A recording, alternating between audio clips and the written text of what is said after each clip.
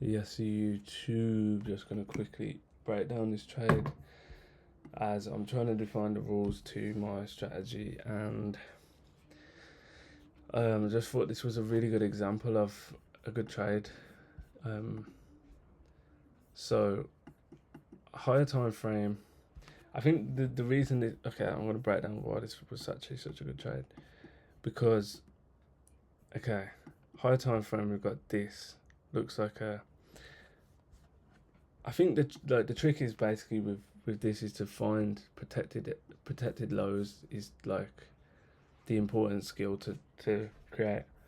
So like here, the accumulations, like I said before in videos, like they don't have to be perfect. Accumulations are the kind of hardest things to spot because they're not. They come in all different shapes and sizes. Whereas most of the time, manipulation and distribution looks the same. It's always like a strong V shape. It's a strong push out and a strong come back up. So to me, this looks like a protected low at least until we hit like these highs. And then if you then drop, you've got the same thing again. Here, protected low, accumulation here. We dropped, took out the early people as well, and then we've just distributed back up. Not only that, but we've just done it again. So like here's a protected kind of V-shape area. I mean, this didn't come super deep into it, but still, the idea is still valid.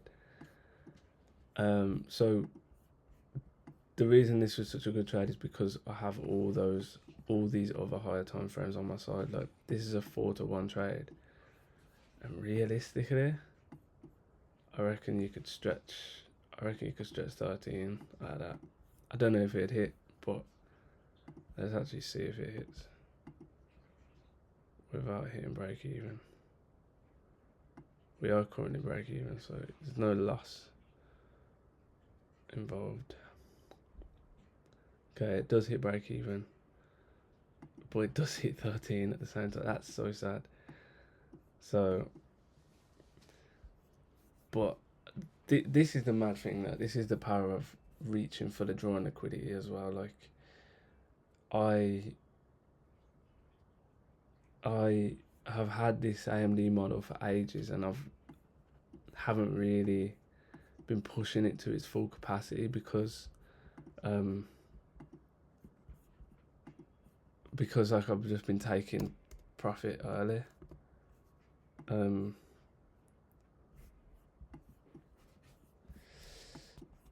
But I've realised that if I target the draw and liquidity instead of just the AMD zone, you can get like a lot out of these trades. Anyway, to bring this back, then I noticed, like I said, we got protected low inside of protected low inside of protected low, and we're just dropping and everything's bullish, right? And then here we've got a really great looking shape as well. Look, because this is always like a good thing to look for as well when accumulation is accumulating like near a gap like this, and then it just blasts out of that, kind of blasts into this fair value gap and then straight out of it. That's always a sign that that's a protected. That's going to be a manipulation and distribution kind of space. Anyway, I dropped even further, and this was the thing that like I kind of jumped the gun a little bit early. Like I didn't get in on this 30-minute one or anything. I was dropping to see if there's anything. There's an hourly one there, I guess you could do. But I basically saw this and I thought this was a valid setup. Like I had conviction that it was going higher. We'd actually proved it was going higher in this leg as well because we'd inverted this 15-minute gap, although not like super strong, because at the time it looked like that. But I just thought, yeah, if like this comes when it came down, so that's just jumped like way too far. When it came down, where was this? I think I took it on the 5 minute. Yeah, I waited for that 5 minutes to close. I know this hasn't fully closed, but like this just looks very strong and ready to go. So that was my trade, and then I waited for a pullback. Basically set my stop loss there, TP at that high, and then I waited for a pullback to 0.65. I think I waited for, which came, just literally tapped me in, and then just literally I went break even as soon as that high got hit, and it kept me in the trade the whole time. And then yeah, just targeted the high of like the immediate target. But then yeah, like I said, like there was nothing wrong with going for these higher targets. And I guess even though that one broke even, let's just delete that, because this 13 to 1 broke even. But like there was also these targets as well, which were probably safer, as like a 9.5 to 1. Let's see if that hits before hitting break even.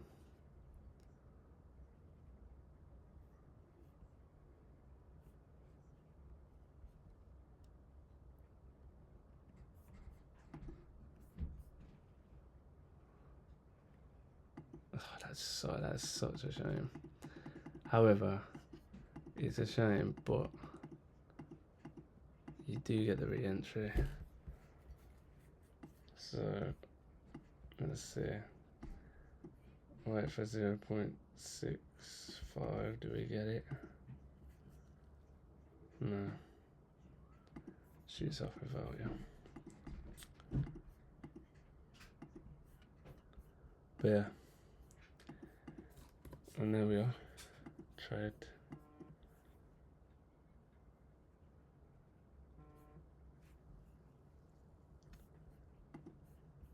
But I think I need to define the rules onto basically when this is a confirmed protected area, and whether it needs to be confirmed. Maybe it's just more like stacking up confluences. Because like for example, this one here isn't exactly confirmed, but when you see this behave like that inside of this, like for example, this is a protected low here from the last one. When you see this same behavior of like accumulating before this gap and then dipping into it and pushing away, it's obvious that that's the direction, because we've respected this low again. There's actually no real like immediate drawing liquidity here, other than like, I don't know, these. Yeah, I mean these highs are the drawing liquidity, but I think partly it's like taking an AMD inside of an AMD, and partly it's like understanding like where the protected lows are and like what behavior we should find inside of those protected lows.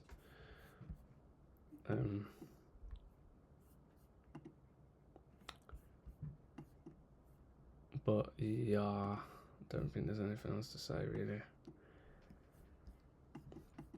Something like this is a dangerous game. Like I don't think I'd take that, even though like we've inverted this up and this is gonna be the next high to take. That as a manipulation distribution just is not strong, even though it has tapped into like I said, it's gathered before a gap, tapped into a gap and pushed away. The entry into that gap is just not strong enough. Plus all of this stuff could have got wrong. But yeah.